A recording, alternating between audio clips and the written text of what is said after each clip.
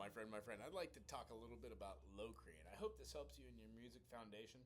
What I found is there's a lot of channels out there, but they don't really express on how to use the actual mode. Now, modes can be explained by looking at just a grouping of 7 notes. We generally talk about C major. There are no sharps and no flats in the key of C major, so it's a little easier to say 1, 3, 5, C, E, G, rather than something crazy like E flat.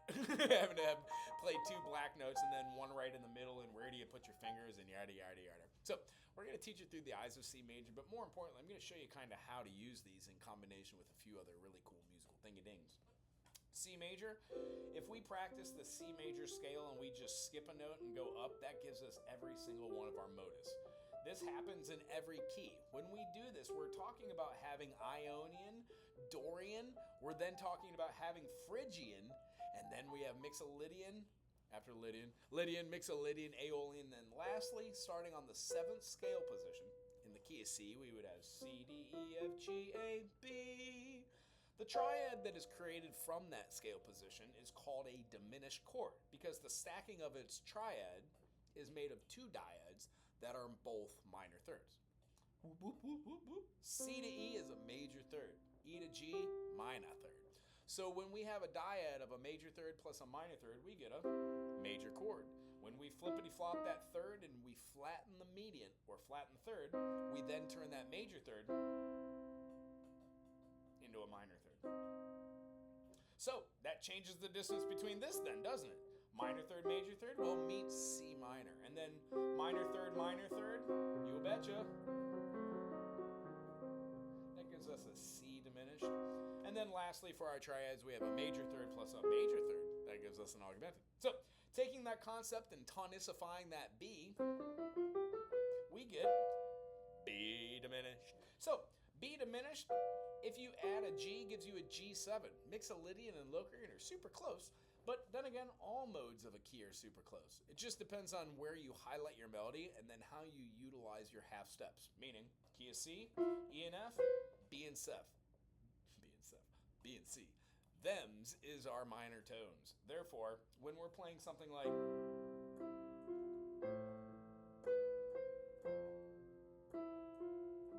I use those minor seconds to give me a little tension, even though I'm playing something like F major, G major, E minor, F, C. Well, using Locrian, we could have something like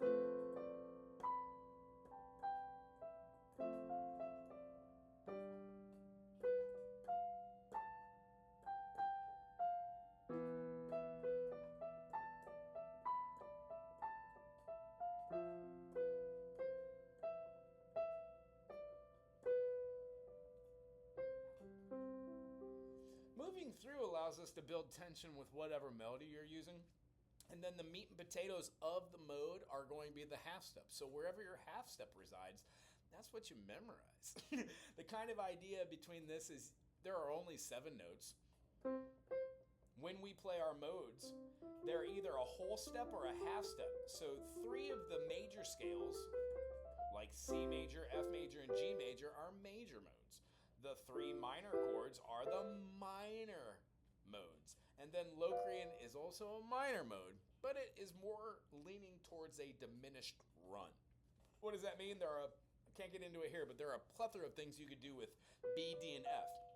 You could treat it like an arpeggio, 1, 3, 5, and then adding an extra note. Well, if we had a 1, 3, 5, and let's say we're playing here and we wanted to add the 7th tone, the minor 7th. So we've got a B, here, let's put it up top so it actually registers. B minor 7 flat 5. Well, an arpeggiated structure off this could look like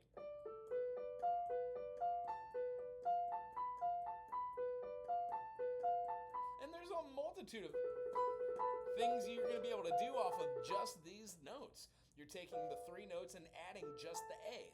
Well, gee golly whiz. We've taken that arpeggiated note, added an extended note, and then it thusly gives us more notes to play with for a melody. I hope this is a good foundation to start seeing Locrian as being something that's not scary. It shouldn't be out of place. In fact, you can start seeing whole tone scales by moving notes tertiarily, meaning you're just stacking thirds over and over and over again. In this case, they're all minor thirds. I hope you enjoyed this. If so, thumbs up, subscribe, put something cool in the section. In fact, tell me how you use Locrian. Locrian and Phrygian are some of the modes that you just don't stumble upon in a lot of music. And under analyzation of just chords, how they fall in progressions, what you realize is depending on where your mode idea is, you can see that mode is being explained in many different ways. It is much easier to explain Locrian when we're trying to use it as a lending tone or a leading tone, meaning in the key of C, T, da. It feels good to go from that 7. Na. Now, of course, you can do a flat 7 to a C. That's called a backdoor resolution, but it still doesn't have that gravitas. So, next time that you sit down on the piano and you go to play, pick a key, let's say like D major.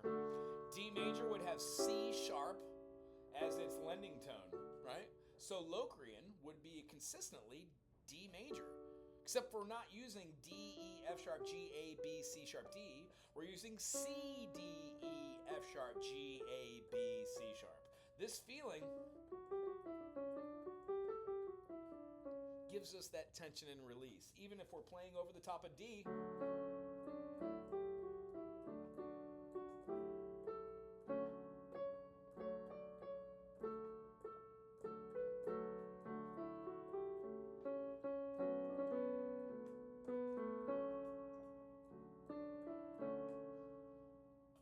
feel how it builds a little tension. It's unresolved. You can resolve it in your melody if you want to. Other than that, I hope you have a great day. Subscribe, put something cool in the comment section, and we'll see you for our next video. Aloha.